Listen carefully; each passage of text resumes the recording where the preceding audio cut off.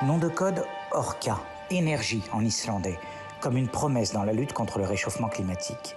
Cette usine est la plus grande du genre.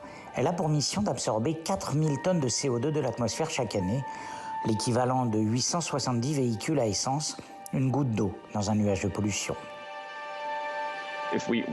Si nous voulons évacuer quelques 10 000 milliards de tonnes de CO2 de l'air d'ici à 2050, alors les méthodes naturelles ne suffiront plus. Et les scientifiques nous le répètent, nous devons extraire ces 10 milliards de tonnes. Donc, si la nature ne suffit plus, il reste la technologie.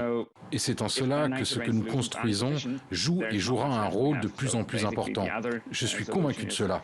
Nous jouons un rôle vital pour atteindre les objectifs climatiques.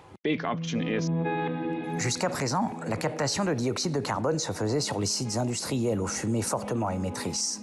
Cette start-up suisse a, elle, eu l'idée de pomper le CO2 directement de l'atmosphère avant de le pétrifier dans la roche pour l'enfouir sous terre.